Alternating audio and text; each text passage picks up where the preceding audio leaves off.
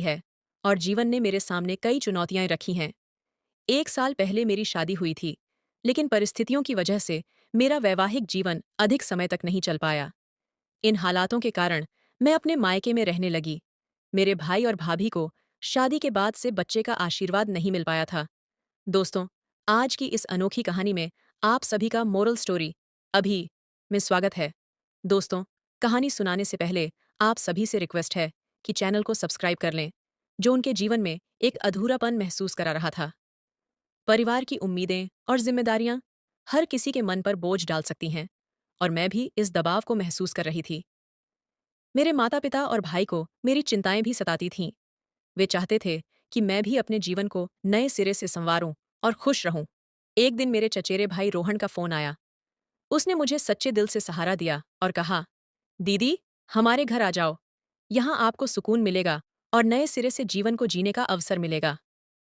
उसकी बातों में अपनापन था, और मैंने महसूस किया कि परिवार का एक हिस्सा हर हाल में मेरे साथ है। रोहन के घर जाने से मुझे एक नई दिशा मिली। वहां मैंने खुद को फिर से मजबूत किया और जीवन को नई नज़र से देखना शुरू किया। उस मुश्किल दौर में मेरे परिवार के सदस्यों का प्यार और उनके शब्दों ने मुझे आगे बढ़ने की प्रेरणा दी। मैंने यह समझा कि जीवन में कठिनाइयां आती हैं, पर हमें हिम्मत और धैर्य के साथ उन्हें पार करना होता है। उन सब बातों को सुनकर मेरे पति ने मुझे तलाक दे दिया। मेरी शादी 2 साल की उम्र में हुई थी और 27 साल की उम्र में मैं तलाकशुदा हो गई। हालांकि मैं इन यादों को बार बार ताज़ा नहीं करना चाहती थी, लेकिन एक दर्द था जो दिल में था और कभी जाने का नाम नहीं लेता था। फिर एक दिन, जब रोहन ने मुझे फ़ोन किया और अपने घर आने के लिए कहा, तो मैंने उसी पल एक अहम निर्णय लिया। मैंने सोचा कि अब मैं अपने मायके में और नहीं रह सकती। वहाँ मुझे हमेशा ताने मिलते थे और मैं खुद को बहुत अकेला महसूस कर रही थी। मैंने अपना सामान समेटा और बिना किसी को बताए रोहन के घर जाने के लिए बस में बैठ गई। माँ पापा के घर में जो भी दूरी और खालीपन था, उसे मैंने भरा नहीं पाया था, लेकिन मैं जानती थी कि शायद रोहन के घर कुछ दिनों के लिए सुकून मिलेगा। रोहन की शादी हो चुकी थी और उसकी पत्नी रिया के साथ वह बहुत खुश थे। उनका घर खुशियों से भरा हुआ था, लेकिन शादी के 7 सालों बाद भी उनका कोई बच्चा नहीं था। मैं, जो बचपन में उसे भाई मानती थी, अब उसी घर में रहने जा रही थी। यह सोचकर ही मेरे दिल में एक उलझन सी थी। क्या मुझे खुद को संभाल पाऊंगी? क्या यह मेरे लिए सही था? लेकिन जब मैं वहां पहुंची, तो जो स्वागत मुझे मिला, वो मेरे लिए दिल को सुकून देने वाला था। मेरे अपने घर में, जिनकी नज़रों में मुझे कभी सम्मान नहीं मिला, रोहन और रिया ने मुझे पूरे दिल से अपनाया। रिया ने मेरी बहुत देखभाल की, मेरी हर छोटी बड़ी ज़रूरत का ध्यान रखा। उनके साथ उस शांत और प्रेमपूर्ण वातावरण में रहकर मुझे महसूस हुआ कि कभी-कभी अपनों से ज़्यादा किसी दूर के रिश्ते में दिल से समझने वाला कोई होता है। धीरे-धीरे रोहन के घर आए हुए मुझे 5 दिन हो चुके थे, और हर दिन मेरी सोच बदल रही थी। इन 5 दिनों में मैंने रोहन और रिया के रिश्ते में कभी कोई तकरार नहीं देखी थी। उनका प्यार और समझदारी सच में काबिले तारीफ थी।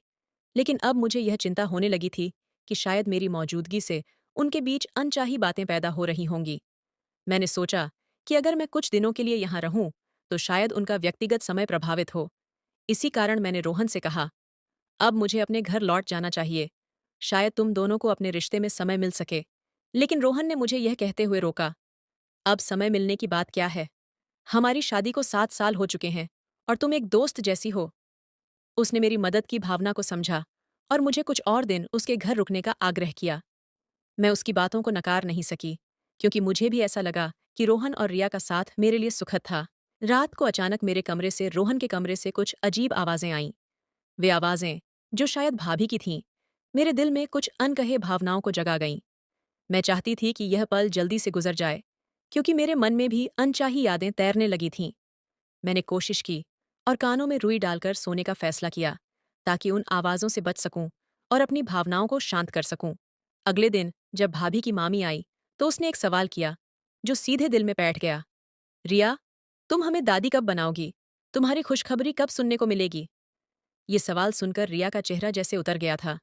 उसकी आंखों में एक चुप सी गहरी लकीर बन गई, जो मुझे उसकी नज़रों से साफ नजर आ रही थी।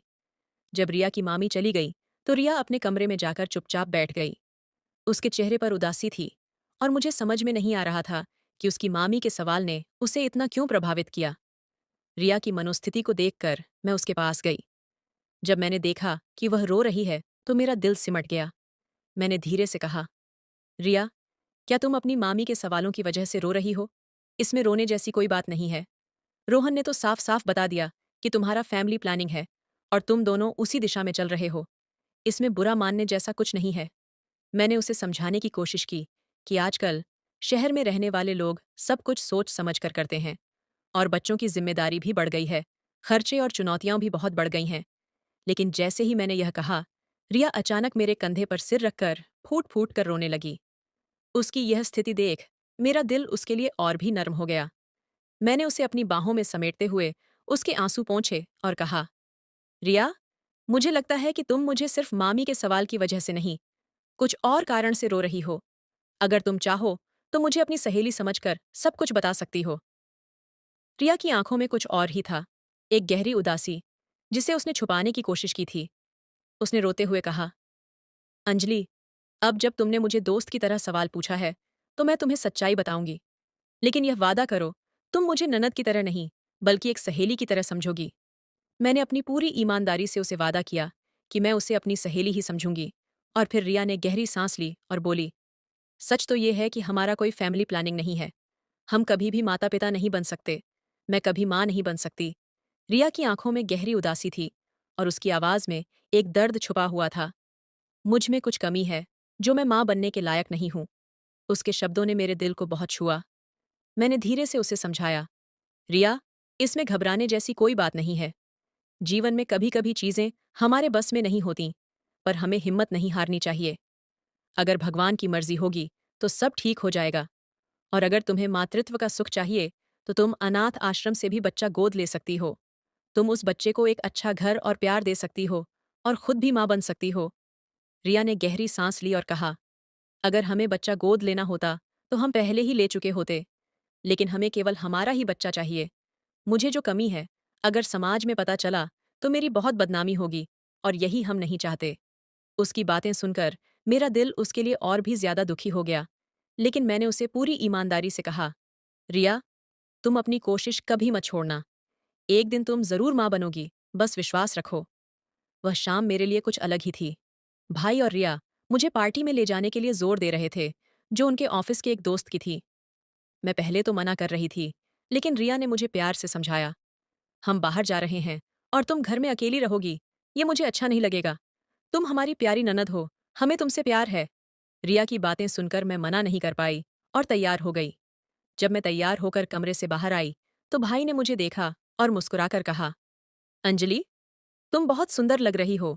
उसकी तारीफ ने मुझे एक पल के लिए सहज महसूस कराया, जैसे कुछ पल के लिए मैं अपने दुख और चिंताओं से बाहर आ सकी। फिर रिया ने भी मेरी तारीफ की। थोड़ी ही देर में हम पार्टी में पहुंच गए। लेकिन पार्टी में जाने के बाद जैसे ही हम वहां पहुंचे, भाई के जानने वाले लोग रिया से वही सवाल पूछ रहे थे जो हमेशा उनसे पूछा जाता था, आप दोनों का बच्चा कब होने वाला है? पार्टी से घर लौटते वक्त रिया भाभी हर किसी के सवालों के जवाब में बस चुपचाप सिर हिला रही थी। उनकी आंखों में जो दुख था वह साफ दिखाई दे रहा था, लेकिन उन्होंने अपनी भावनाओं को किसी के सामने नहीं आने दिया। जब मैं घर पहुंची तो सीधे अपने कमरे में गई और कपड़े बदलने के बाद रसोई में पानी लेने के लिए चली गई। लेकिन जैसे ही मैंने रिया और भाई के कमरे से कुछ आवाजें सुनी, मेरा दिल कांप गया। उनके बीच झगड़े की आवाजें आ रही थीं। रिया भाभी भाई से कह रही थीं, मैं इन इलाजों से तंग आ चुकी हूं और इन सवालों का क्या करूं? मैं अब और नहीं सहन कर सकती। ये सुनकर मेरा दिल दुखी हो गया, क्योंकि मुझे रिया की पीड़ा महसूस हो रही थी। अब से कुछ घंटे पहले मैंने रिया को समझाया था, लेकिन वह फिर से वही बातें बार बार करने लगीं और मुझे लगा कि शायद अब मुझे अपनी चुप्पी तोड़नी चाहिए। मैंने खुद को संभालते हुए रसोई में पानी लिया और फिर अपने कमरे में चली गई। कमरे में आकर मैंने किताब पढ़ना शुरू किया, लेकिन तभी रिया भाभी आईं। उनकी आंखों में एक अलग सी चुप्पी थी, जो मुझे बेतहाशा परेशान कर रही थी। वह मुझे अजीब नजरों से देख रही थीं। मैंने मुस्कुराते हुए कहा, रिया भाभी, अगर आप मुझसे कुछ कहना चाहती हैं तो यहाँ आकर बैठिए। वैसे भी मैं अभी 1 घंटे तक सोने वाली नहीं हूँ और मैं आपसे बात करने के लिए तैयार हूँ। रिया धीरे से मेरे पास आई और बैठ गई। हम दोनों को घर आए 2 घंटे हो चुके थे, लेकिन रिया ने अभी तक अपने कपड़े नहीं बदले थे। फिर रिया भाभी ने मेरे हाथ को पकड़ते हुए कहा, तू मुझे इतनी स्नेह से रिया कहती है और आज दोपहर तूने मेरे साथ एक नई दोस्ती का रिश्ता शुरू किया है। इस दोस्ती के लिए तू मेरे लिए एक काम करेगी। मैंने बिना किसी हिचकिचाहट के सहजता से हाँ कहा। लेकिन रिया भाभी ने मेरी तरफ देखा और बोली, अभी ठीक से सोच लो और मुझसे वादा कर कि तुम मुझे मना नहीं करोगी। अब यह सवाल उठ रहा था कि रिया मुझसे क्या मांगने वाली थी और उसकी आंखों में वह दर्द क्या छुपा था जिसे वह अब तक मुझसे छुपाती आई थी। मैं पहले ही जानती थी कि रिया भाभी मुझसे या तो शॉपिंग के लिए कहेंगी या फिर अपने दिल की कुछ बातें साझा करेंगी। इसलिए मैंने बिना सोचे समझे रिया भाभी से वादा कर लिया था कि जो वह कहेंगी मैं करने को तैयार हूं। वह मेरी इस बात से थोड़ा और नर्म हो गईं और फिर उन्होंने कहा, अंजलि, मुझे माँ बनना है। उनकी आंखों में जो गहरी तड़प थी वह साफ दिखाई दे रही थी और मैंने हंसी में कहा, हाँ, तुम एक दिन माँ बनोगी। मुझे पहले से ही पता था कि तुम मुझसे इस बारे में बात करने वाली हो। लेकिन जैसे ही मैंने यह कहा, रिया भाभी ने मुझे चुप कराते हुए कहा, अंजलि, मेरी पूरी बात सुनो। मुझे माँ बनना है, लेकिन तुम्हारे माध्यम से। मैंने थोड़ी हैरानी और उलझन के साथ पूछा, माँ बनने का मतलब तुम्हारे माध्यम से? क्या इसका मतलब है? रिया भाभी की आंखों में आंसू थे और उसने कहा, अब तूने मुझसे वादा किया है तो तुम मुझे मना नहीं कर सकती। उसकी आवाज में जो उम्मीद और दर्द था वह मुझे अंदर तक महसूस हुआ। फिर रिया भाभी की बातें और भी गहरी हो गईं। अंजलि, पिछले 7 सालों से मैं माँ बनने के लिए तड़प रही हूँ। हमने अस्पताल में लाखों रुपए खर्च किए हैं, अनगिनत इंजेक्शन और दवाइयाँ ली हैं, लेकिन अब तक मुझे कोई फायदा नहीं हुआ। मैं चाहती हूँ कि मेरा और रोहन का बच्चा तुम्हारे पेट में पल जाए, ताकि हमारे सपने पूरे हो सकें।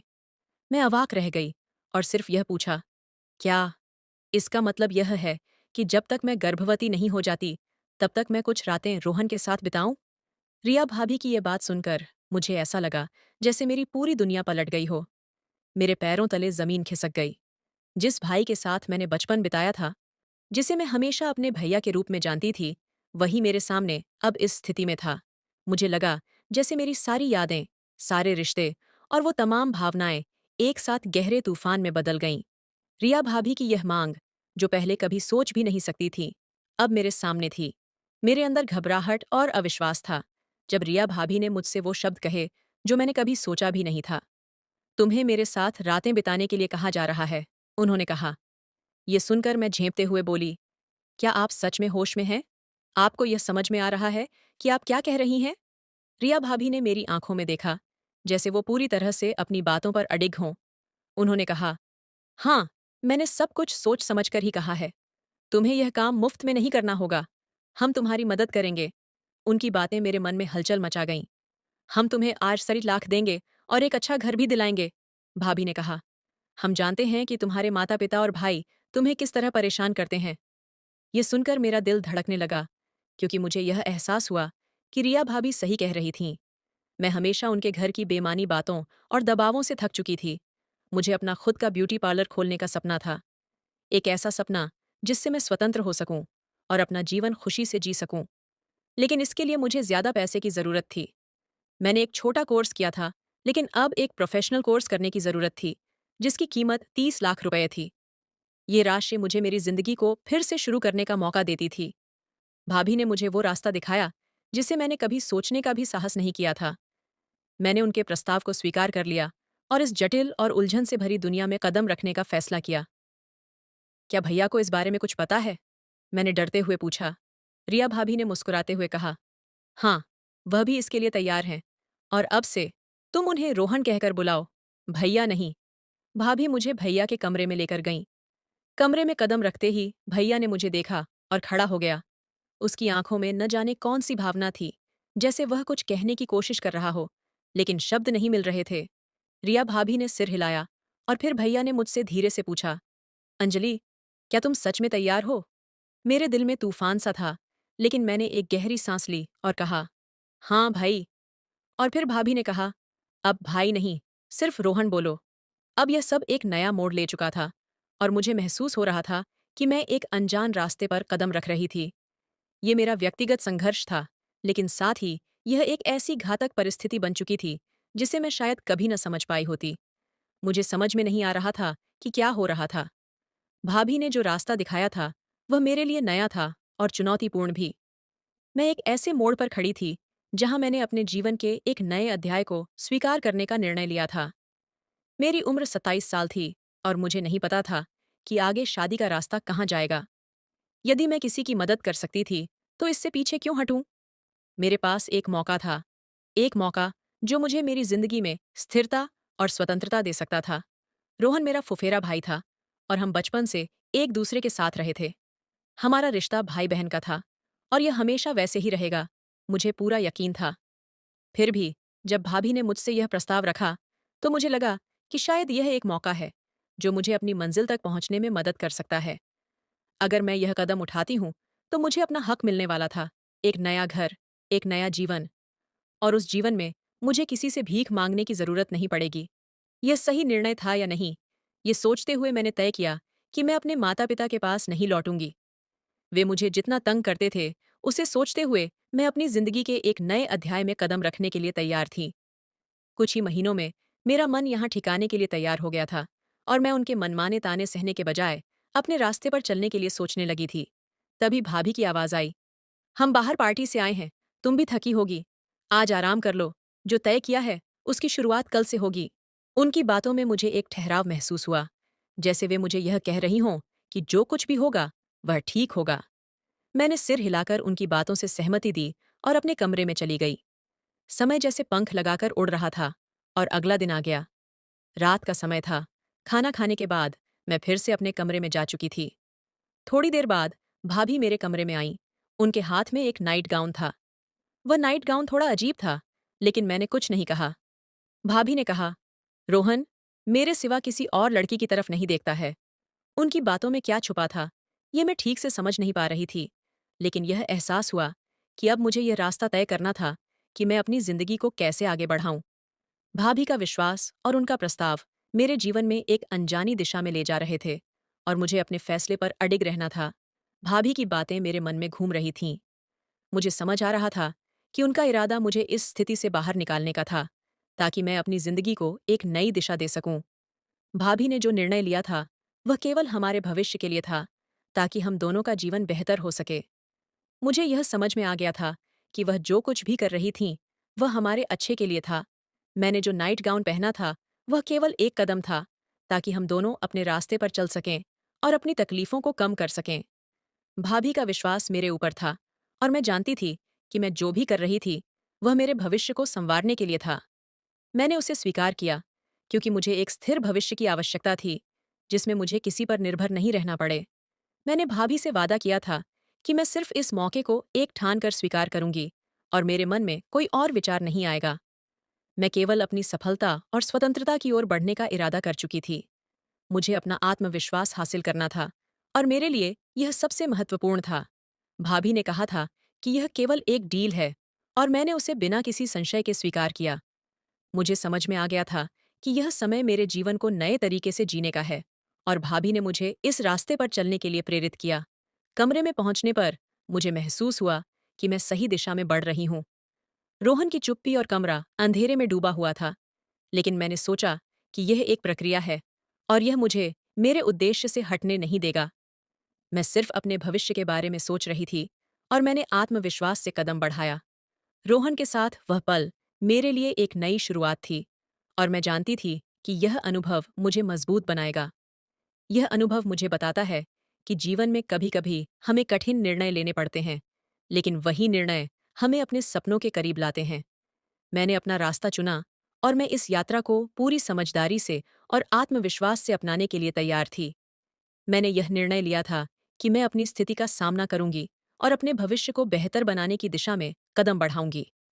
हालांकि यह कठिन था, लेकिन मैं जानती थी कि अगर मुझे अपने सपनों को पूरा करना है, तो मुझे चुनौतियों का सामना करना होगा। अपने फैसले के साथ मैं जानती थी कि मैं किसी के जीवन में सकारात्मक बदलाव ला सकती हूँ और उनके दुख को दूर कर सकती हूँ। जैसे जैसे समय बीतता गया, मुझे यह एहसास हुआ कि यह सिर्फ एक निर्णय नहीं, बल्कि एक नए अध्याय की शुरुआत है। मुझे गर्भवती होने के लक्षण दिखाई देने लगे और जब मुझे अस्पताल में डॉक्टर से यह खुशी की खबर मिली, तो यह मेरे लिए एक नए जीवन की शुरुआत थी। रोहन और रिया भाभी की खुशी का कोई ठिकाना नहीं था। वे मेरे साथ खड़े थे और मेरी देखभाल कर रहे थे और यह देखकर मुझे यह एहसास हुआ कि मैंने जो भी किया, वह किसी के जीवन को बेहतर बनाने के लिए था। उनका विश्वास और समर्थन मेरे लिए बहुत मायने रखता था। अब हमारे बीच का रिश्ता पहले से कहीं ज्यादा मजबूत हो गया था। रोहन और रिया भाभी ने मुझे इतना स्नेह दिया कि मैं खुद को घर जैसा महसूस करती थी। वे मेरे साथ हर कदम पर थे और मुझे एहसास हुआ कि कभी-कभी हमें जीवन में कुछ कठिन निर्णय लेने पड़ते हैं, लेकिन जब हम दूसरों के भले के लिए कदम बढ़ाते हैं, तो सच्ची खुशी और संतोष मिलता है। गर्भवती होने के बाद मैं एक नए अनुभव से गुजर रही थी, एक ऐसी स्थिति जिसमें मुझे अपने और दूसरों के लिए कई बलिदान करने पड़ रहे थे। रोहन और भाभी ने मुझे अपनी पूरी तरह से देखभाल की, लेकिन फिर भी इस दौरान बहुत सी चीजें मेरे अंदर की दुनिया को हिलाती जा रही थीं। कभी-कभी जब मैं रात को अकेले अपने कमरे में सोने की कोशिश करती, तो अचानक एक अजीब-सी भावना महसूस होती थी, जैसे कोई मेरे पास है। यह एक अजीब-सी शांति और साथ का एहसास था, जब रोहन मेरे पास आता और मेरे पेट पर धीरे-धीरे हाथ फेरता, जैसे वह एक पिता हो, जो अपने आने वाले बच्चे की पहली हरकतों को महसूस कर रहा हो। उस वक्त मैं कुछ नहीं कह पाई, क्योंकि मुझे लगा कि यह उनका अधिकार था, उनका प्यार और चिंता, जो उन्होंने इतने सालों तक मेरे लिए किया था। कुछ दिनों तक यह दिनचर्या बनी रही और मैं धीरे-धीरे गर्भावस्था के हर पल को महसूस करने लगी। कई रातों तक मेरी नींद उड़ी रहती थी, पर हर बार जब मैं उन दोनों के साथ थी, मुझे लगता था जैसे मेरा जीवन एक नई दिशा में जा रहा है। मेरे अंदर जो भय था, वह कुछ हद तक कम हो चुका था, क्योंकि मैं समझने लगी थी कि कभी-कभी हमें अपने और दूसरों के लिए अनजाने में बहुत कुछ बदलना पड़ता है, ताकि हम अपने भविष्य को संवार सकें। गर्भवती होने के बाद मैंने महसूस किया कि यह यात्रा एक चुनौती से ज्यादा एक अवसर थी, जिसे मैंने अपनाया। मेरे अंदर एक नई उम्मीद और ताकत का एहसास हुआ और मुझे महसूस हुआ कि इस समय मैं न सिर्फ अपने लिए, बल्कि अपने आसपास के लोगों के लिए भी कुछ महत्वपूर्ण कर रही हूँ। रोहन और भाभी ने मुझे पूरी तरह से अपना समर्थन दिया था और उनके प्यार और देखभाल से मुझे सुकून मिलता था। वे न केवल मेरी देखभाल कर रहे थे, बल्कि मुझे आत्मविश्वास और शांति भी दे रहे थे। जब भी मुझे अकेलापन महसूस होता, रोहन मेरे पास आता और मेरे पेट पर हल्के से हाथ फेरता और मुझे एहसास होता कि वह सचमुच हमारे आने वाले बच्चे के लिए खुशी और प्यार महसूस कर रहा है। वह एक पिता था जो अपने बच्चे के साथ जुड़ने की कोशिश कर रहा था और मुझे इस प्यार और समर्थन में ताकत मिलती थी। इस दौरान भाभी ने भी मेरी पूरी देखभाल की थी और मुझे ऐसा महसूस कराया कि मैं अकेली नहीं हूँ। वे हमेशा मेरे साथ खड़ी थीं और मुझे हर कदम पर सहारा दिया। उनका प्यार और समर्पण मेरे दिल को छू जाता था। वे न केवल मेरे लिए एक सहेली थीं, बल्कि एक मार्गदर्शक भी थीं, जिन्होंने मुझे इस सफ़र के हर पल का मूल्य समझाया। मैंने महसूस किया कि यह यात्रा केवल शारीरिक नहीं थी, बल्कि मानसिक और भावनात्मक रूप से भी एक बड़ी शक्ति की आवश्यकता थी। लेकिन रोहन और भाभी की मदद से मुझे यह एहसास हुआ कि अगर मैं सकारात्मक रहूं और अपने अंदर की शक्ति को पहचानूं, तो मैं किसी भी चुनौती का सामना कर सकती हूँ। ये सफ़र अब एक नई उम्मीद और जीवन की शुरुआत की तरह था। मैंने अपने लिए और हमारे आने वाले बच्चे के लिए बेहतर भविष्य की उम्मीदें रखना शुरू कर दी थीं और मुझे यकीन था कि यह हर कठिनाई के बाद आने वाली खुशी का एहसास होगा। यह परिवर्तन सकारात्मकता और उम्मीद पर केंद्रित है, जिसमें पात्रों के बीच का सहयोग, प्यार और भविष्य की ओर देखना प्रमुख